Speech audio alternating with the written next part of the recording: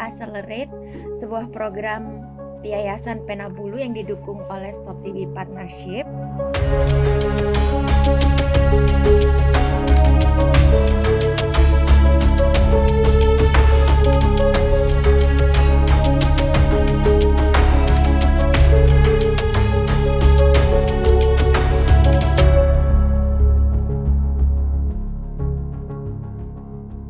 Kali ini kita akan ngobrol-ngobrol tentang seputar TB, situasi TB terkini yang terjadi di Indonesia, karena kita tahu bahwa situasinya untuk penanganan TB sampai sekarang itu masih banyak PR.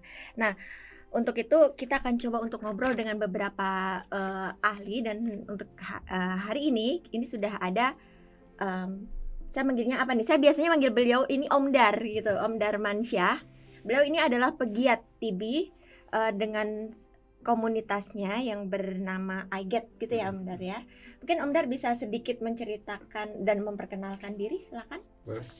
Terima kasih. Assalamualaikum warahmatullahi wabarakatuh. Terima kasih pada Mbak Dini yang sudah memberikan kesempatan kepada saya untuk acara ini. Sebelumnya saya mau perkenalkan dulu tentang IGET dan saya pribadi.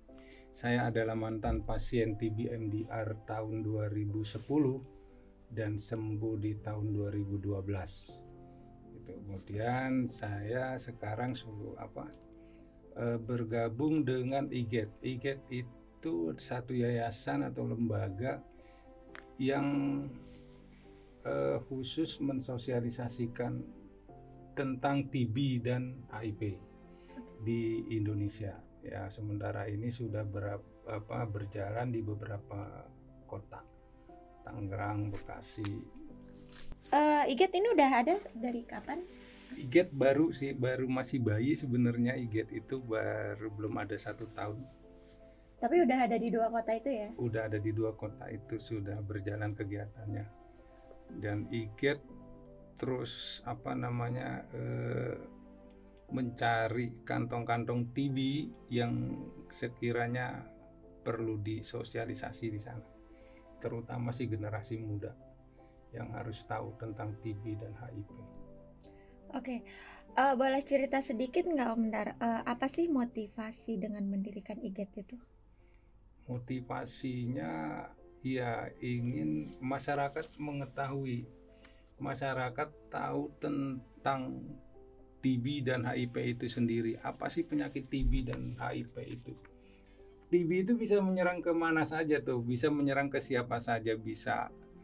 Karena apa yang saya tahu itu ada beberapa orang berada yang kena TB juga.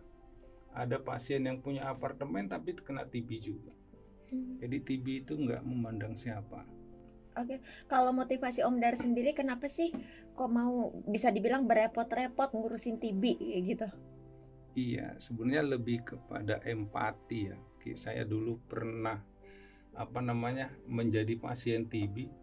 Jadi pengen itu rasanya gimana sih membantu pasien-pasien TB. Ingin memotivasi mereka supaya mereka pasien-pasien itu minum obat sampai sembuh. Jadi jangan sampai ada loss to follow up. Jangan sampai ada keraguan-raguan mereka tentang TB, tentang pengobatan itu. Karena banyak dari sebagian pasien ragu dengan obat itu. Karena mengalami efek samping yang sangat berat. Bikin gak nyaman gitu ya untuk pasien. Bikin gak nyaman. Jadi asumsinya ini saya mau disembuhkan kok malah tambah sakit. Gitu. Jadi emang gitu, emang efek dari obatnya sendiri itu malah memang bikin itu. Jadi ketidaknyamanan bagi pasien. Iya, memang seperti itu. Jadi berpotensi bahwa si pasien jadi nggak mau melanjutkan pengobatannya. Iya, kalau kita tidak kuat memberikan motivasi kepada pasien ya berat juga. Kita juga harus menumbuhkan kepercayaan diri pasien bahwa kalau kesembuhan itu bukan datang dari orang lain, dari diri sendiri. Kalau kitanya mau sembuh ya kita harus fokus dengan pengobatan itu. Gitu sih. Kalau boleh sedikit Om Dar itu bercerita tentang pengalaman dulu saat menjadi pasien. Tapi itu kalau misalnya Om Dar nggak keberatan ya. Mmm, apa sih yang Omda rasakan saat itu gitu? Seperti apa ya, hidup enggak mati enggak. Ya seperti itu. Jadi kalau dibayangkan kita dibilang hidup seperti mati, dibilang mati ya kita masih bernyawa gitu Oke. dulu Itu tahun itu. berapa, Om? 10 ya? 2010 ya. Nah, itu waktu itu Omda Sorry sendiri sorry udah 2012. oh 2012. Itu 2012. udah dapat informasi tentang TB belum sebelumnya? Belum. Udah denger-denger tentang TB kayak gitu? Belum, karena TB baru masuk Indonesia ada pengobatan itu kalau nggak salah 2008. Oh 2008 itu baru ada. Baru ada. Dan kemudian terdeteksinya Om Dar itu ceritanya gimana kok sampai ketahuan bahwa oh ya Anda dinyatakan positif TB kayak gitu. Itu dulu itu saya batuk yang saya anggap batuk biasa gitu kan. Saya coba untuk beberapa obat. Saya coba sampai obat Cina, ramuan Cina dulu saya tinggal di Makassar. Oke. Sulawesi. Nah, itu saya di Makassar itu kan ada kampung Cina. Saya masuk ke situ, saya minta ramuan obat untuk obat batuk itu. Ternyata ya nggak sembuh-sembuh. Kemudian saya ke klinik dan di klinik saya dikasih obat banyak betul. Obatnya atau satu-satu, tapi nggak kunjung sembuh juga. Kemudian saya pergi ke rumah sakit, dirujuk dari puskesmas ke rumah sakit, dari rumah sakit baru saya diminta untuk cek lab. Dokter sudah curiga kalau saya ada penyakit paru, gitu kan, dokter di rumah sakit RSUD Makassar itu. Kemudian saya disuruh cek lab di rumah sakit Hasanuddin, kalau nggak salah Hasanuddin namanya ya, sebelum ke Labuang Baji. Iya, rumah sakit fakultas itu, rumah sakit Universitas Hasanuddin kalau nggak salah. Jadi saya cek lab di situ, itu menunggunya mungkin ada sekitar kurang lebih 2 bulan saya menunggu hasil itu. 2 bulan baru Iya, dapat hasil. Baru dapat hasil, dan selama 2 bulan itu Lama ya, juga ya. saya nggak dapat obat apa-apa. Oh gitu. Berarti dibiarkan aja dengan kondisi batuk terus. Iya, gitu. dengan kondisi batuk seperti itu, baru kemudian hasilnya keluar. Saya dinyatakan TB MDR, kemudian saya dirujuk lagi ke rumah sakit Labuang Baji. Langsung MDR ya? Langsung MDR. Oke. Jadi di rumah sakit Labuang Baji itu saya di treatment lagi, cek lab lagi, semua dicek, diulang, baru pengobatan. Oke. Gitu. Memang rasanya itu gimana ya? Satu obat kita minum itu keluar semua sih isi perut. Sampai muntah kayak gitu? Iya, sampai muntah. Pokoknya dulu itu saya merasakan gimana ya? Nggak berangkang, mau ke kamar mandi berangkang nggak bisa jalan. Karena kepala yang kita rasa tuh kan, kepala lemes, kaki juga lemes. Jadi tapi saya nggak mau dibantu sama istri saya. Saya mau berusaha sendiri gitu. Sampai itu pernah saya masuk dalam kamar mandi nggak keluar. Oke. Itu udah panik istri di gedor-gedor pintu kamar mandi, dia keras sekali itu. Akhirnya saya sanggup buka kamar mandi. Ya seperti itulah pengalaman jadi pasien TB. Memang lumayan lah ya. Lumayan, sangat berat. Udah sangat berat banget ya. Iya. Itu mengalami masa-masa ketidaknyamanan dan masa sulitnya lah gitu, itu berapa lama itu? Itu sekitar 5-6 bulan. 5-6 bulan harus ngalamin seperti itu. Iya, itu dulu kan obatnya kan tidak tidak sesimpel sekarang. Iya, dulu itu obatnya masih jenisnya sama, obatnya itu sama obatnya. Tapi dia sepertinya olahannya sudah beda. Kalau dulu itu ada obat masih di dalam plastik aja itu sudah tercium baunya. Oh gitu, menyengat. Menyengat. Apalagi masuk dalam. Kebayang gitu kan, gitu jadi modelnya juga ogah gitu ya. Oke. waktu terdiagnosa MDR. Nah, dokternya menyampaikan nggak kenapa kok bisa sampai dikatakan bahwa Om Dar itu MDR gitu?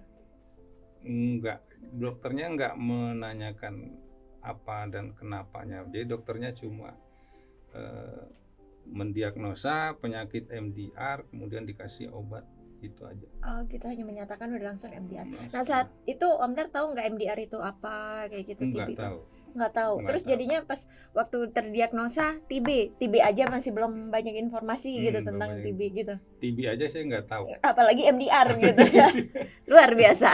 Oke, baiklah. Nah, untuk layanannya sendiri saat itu tuh gimana Om? Layanannya udah cukup memadai belum waktu tahun itu? Sangat tidak memadai karena dulu polinya itu di samping pembuangan sampah. Serius. Oke.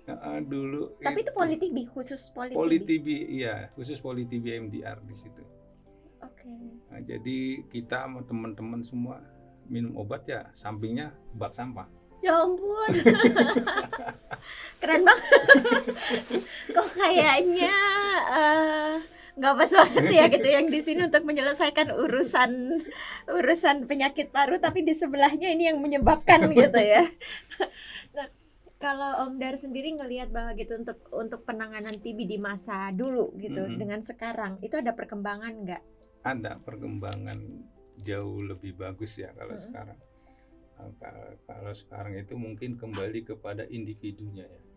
Kalau secara fasilitas sudah memadai. Oke. Yang fasilitas yang memadai itu kayak apa sih Om Dar yang dibutuhkan sebenarnya? Iya, dia artinya fasilitasnya itu memanusiakan pasien. Jadi nggak kayak dulu kan, kalau dulu saya rombongan minum obatnya di samping bak sampah, pembuangan sampah rumah sakit. Nah, sekarang sudah dipisah. Tapi walaupun dipisah, di situ sudah sudah fasilitasnya sudah cukup.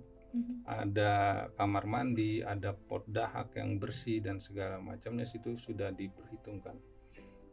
Kalau dulu enggak sama sekali. Artinya memang sudah ada ruang khusus gitu ya untuk penanganan TB gitu. Gitu. Karena memang potensi penularannya kah atau karena apa? Mungkin Om Dar bisa ceritakan sebenarnya TB itu penularannya kayak gimana? Iya, mungkin itu rumah sakit atau puskesmas memisahkan poli TB-nya itu karena penularannya dia kan sangat cepat ya Mbak.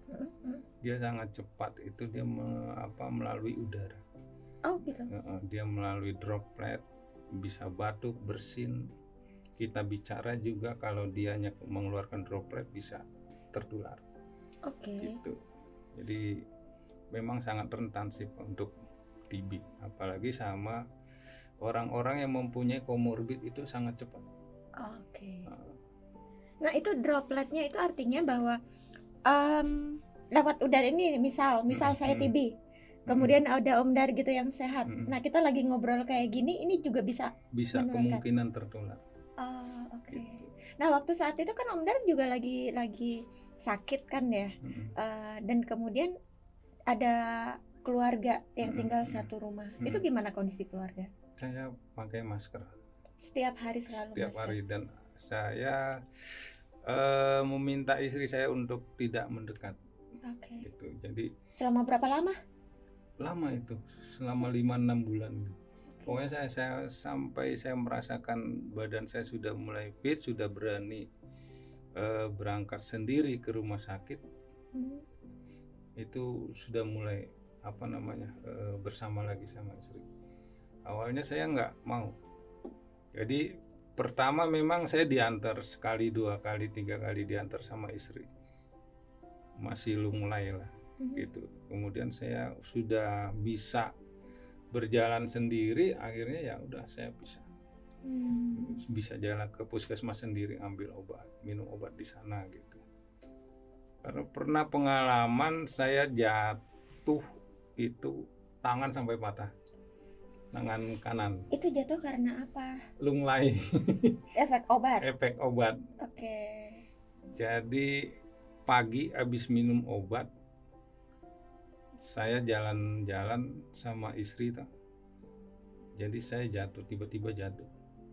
Udah TB, patah lagi, menderita sekali hidupmu Om Dar. Oke. Jadi oke, dan kemudian ini sih Om Dar, dengan situasi yang Om Dar alami saat itu, apakah penanganan TB itu yang dihadapin, kan Om Dar untuk saat ini kan banyak ya untuk mendampingi teman-teman tuberkulosis yang lain gitu. Nah, apakah situasi yang sama juga terjadi pada kawan-kawan itu? Atau sekarang ada obat, mereka jauh lebih oke kayak gitu? Obat itu efek samping masih sama sih. Oke. Kalau untuk efek samping masih sama, karena kan obatnya nggak ada yang diubah. Masih sama aja Masih ya? sama Oke. obatnya. Karena dianggap masih efektif lah Masih untuk efektif. untuk TB itu ya. Dulu juga saya mengalami efek obat yang sangat berat itu. Kemudian saya diminta untuk pulang ke Jawa sama itu perusahaan. Oke. Iya, saya pernah dirumahkan. Jadi saya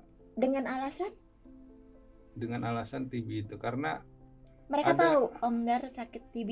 Iya, ada anaknya yang dokter di situ. Anak bos itu ada yang dokter, jadi dia tahu mungkin gejala saya gitu kan. Kemudian setelah itu saya belum pengobatan. Belum pengobatan sudah dirumahkan. Jadi, iya, terus saya dirumahkan. Jadi saya pengobatan itu udah nggak di situ, udah nggak bekerja di situ. Udah nggak kerja di sana. Enggak. Dan alasan perusahaan saat itu waktu meminta Om Dar untuk istirahat. Iya. Itu ngomongnya apa tuh Om Dar? Iya, ngomongnya udah kau pulang dulu kampung. Nah saat Gitu. itu hak Om Dar gimana di perusahaan sendiri? Itu udah karyawan tetap di sana? Udah saya sudah tinggal di situ sih, sudah lama kerja saya di situ dari 2000. Mungkin ada 6 tahunan saya udah kerja di situ ya. Oke. Itu udah kerja di situ udah sekitar kurang lebih 6 tahun baru kena sakit itu. Jadi ya nggak ada alasan apa-apa. Jadi saya yang udah kau pulang dulu kampung, istrimu biar di sini. Jadi ya saya pulang kampung, saya cari obat di kampung, agak mendingan, baru kembali ke Makassar, baru berobat. Nah obat di kampung artinya itu sudah ketahuan TB atau belum? Sudah. Oh sudah. Sudah ketahuan TB itu. Oke. Nah waktu dirumahkan itu, apakah si pihak perusahaan itu punya bukti bahwa Om Dar itu positif TB, atau berdasarkan asumsi aja TB nih kayak gitu, atau nebak-nebak aja gitu? Asumsi aja, karena saya belum diagnosa. Iya belum diagnosa belum. kan? Dan Om Dar dapat ini nggak sih, dapat fasilitas nggak dari perusahaan waktu itu? Cuma dikasih uang 2 juta. 2 juta aja? Iya. Untuk pengabdian selama 6 tahun itu? Iya.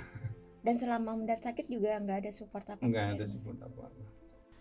Dengan kasus yang dialamin Om Dar itu, dari orang-orang yang Om Dar dampingin lah, kejadian juga nggak? Ada sih, ada pasien dulu yang dirumahkan juga. Oke. Dia kerja di mana? Dan Dia di Bekasi.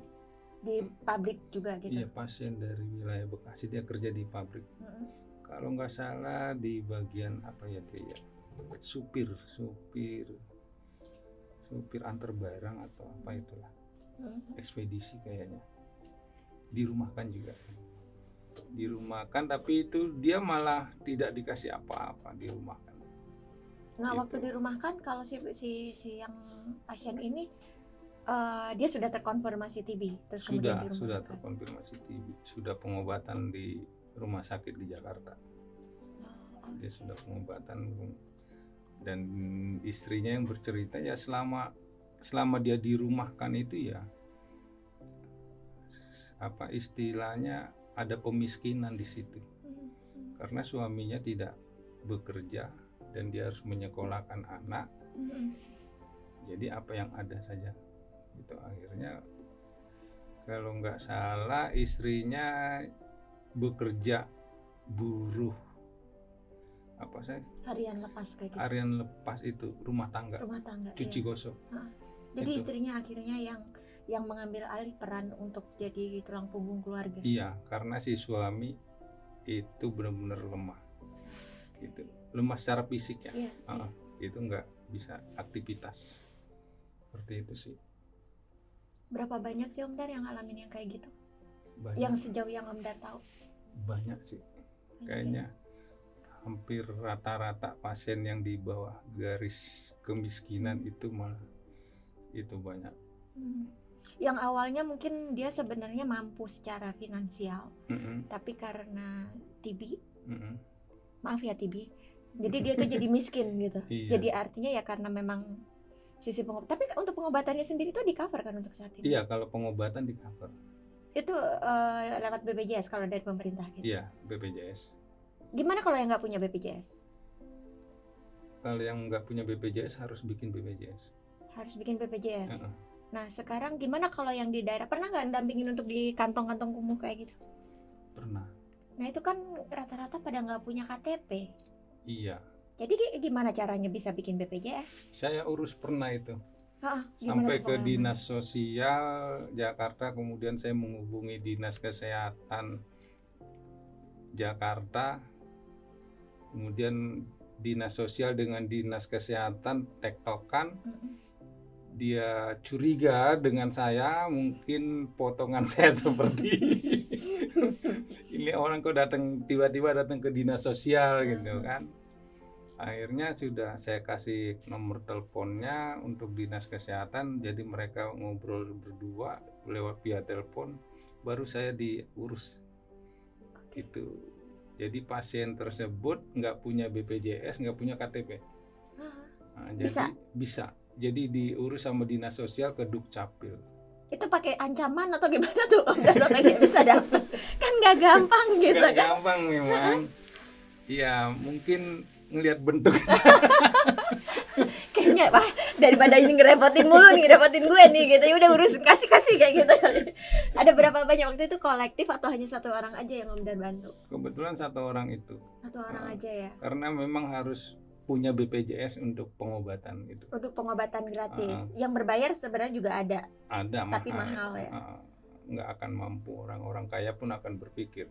Karena satu kali minum itu bisa 1.400.000-an. Satu hari. Satu hari berapa? 1,4 kurang lebih. Satu hari 1,4. Kali ini aja. Ya pantas aja jadi miskin dong kan. Ya, obatnya itu. Iya, kalau saya pernah juga punya pasien, dia nggak percaya dengan pengobatan di Jakarta. Terus? Kemudian dia pergi ke Singapura, obatnya sama, balik lagi ke Indonesia. Sama aja, soalnya jauh-jauh ongkos ke situ juga gitu ya. Dia bilang, Bapak nggak percaya. Dia bilang, ini obat udah dari WHO Pak, semua dunia sama obatnya seperti ini.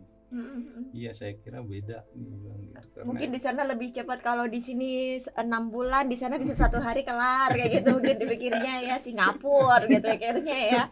Nggak tahu, Indonesia sudah berdaulat. Masa sih?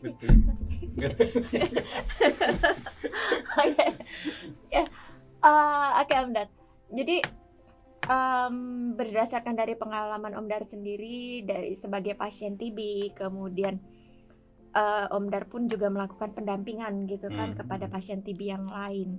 Nah, pada saat Om Dar melakukan pendampingan pada pasien TB yang lain, itu mulai kapan sih Om Dar?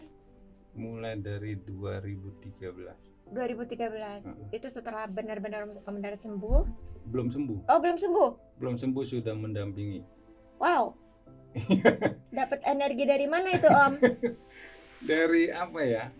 Ya tadi yang saya bilang dari empati itu. Jadi saya pengen aku bisa loh bertahan sampai sekarang gitu. Jadi ingin memberikan support semangat sama yang lain juga. Dan semangat itu memang sangat diperlukan ya? Sangat diperlukan. Gitu. Jadi kita menularkan semangat itu kepada pasien. Seberapa banyak sih omdar-omdar yang lain yang ada di sekitaran kita gitu? Lumayan banyak. Udah banyak juga. Banyak. Dan rata-rata mereka adalah mantan pasien. Mantan pasien. Ada yang bukan mantan pasien juga.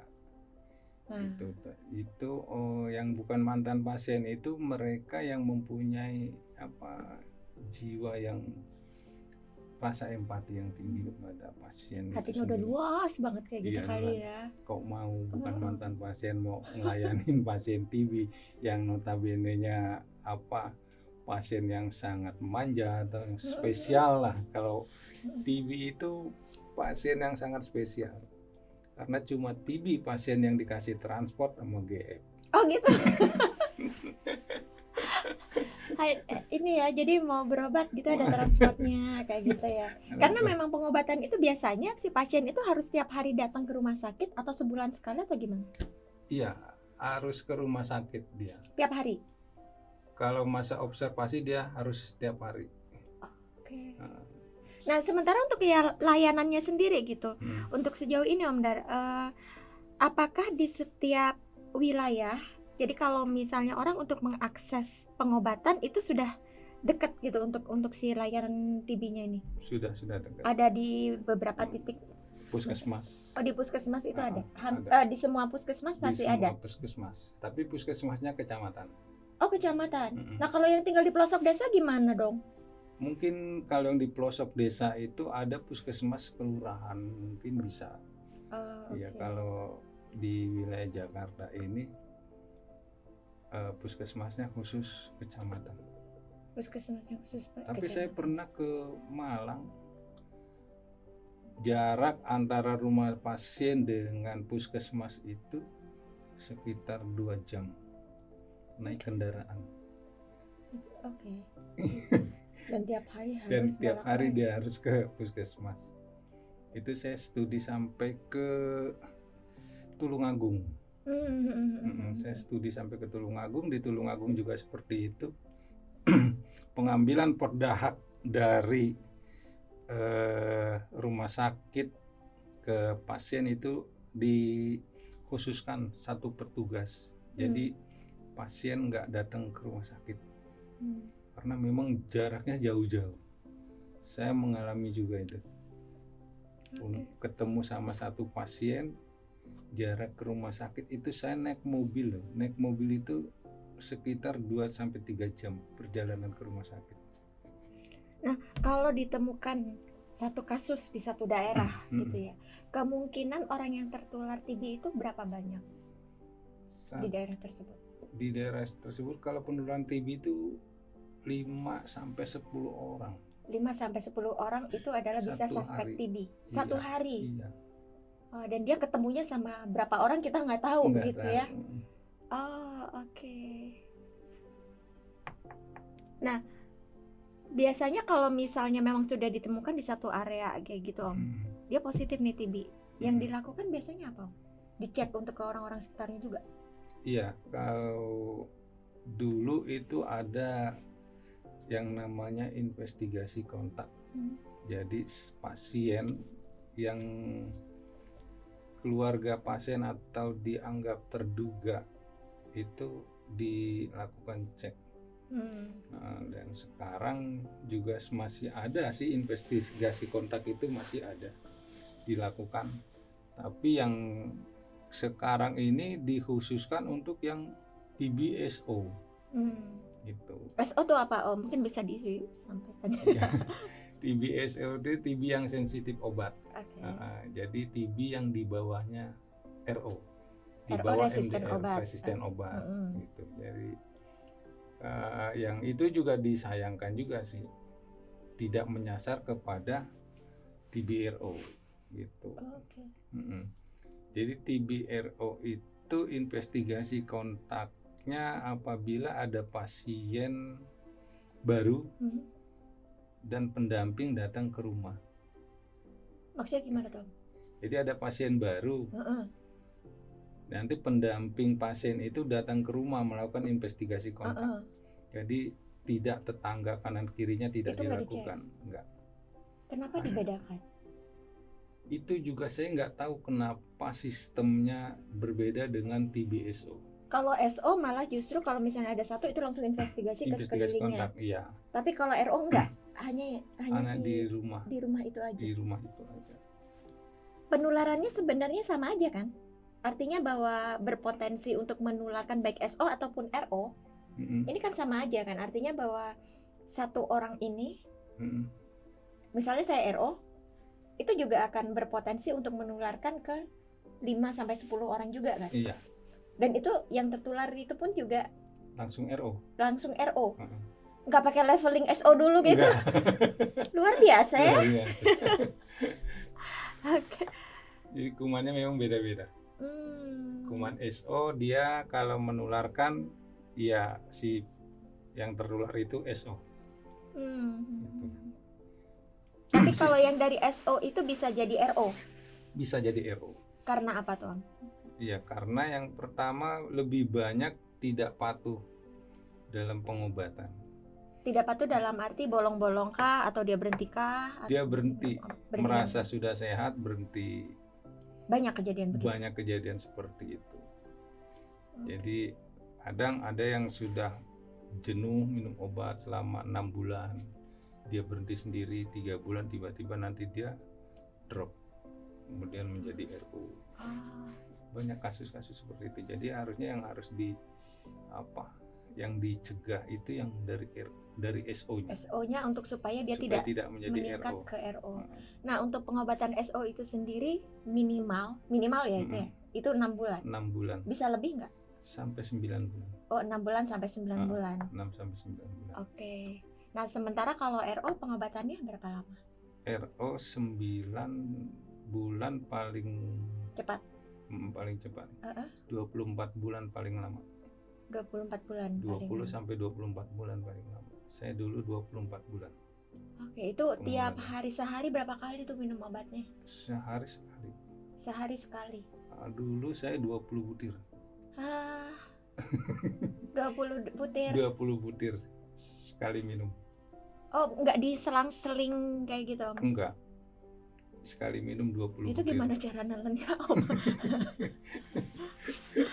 Kebayang ya, 20 butir obat secara itu obat ya kan bahan Oh, kimia semua gitu iya, kan, betul, dan kimia. selama berapa lama? 24 bulan. 24 bulan. Terus ada pengecekan ke yang lainnya nggak, kena misalnya ke fungsi ginjal, ke fungsi hati yang sudah. Ada ke mata saya. Oke. Ke mata sama gendang telinga. Oh, berpengaruhnya ke sana? Oh iya.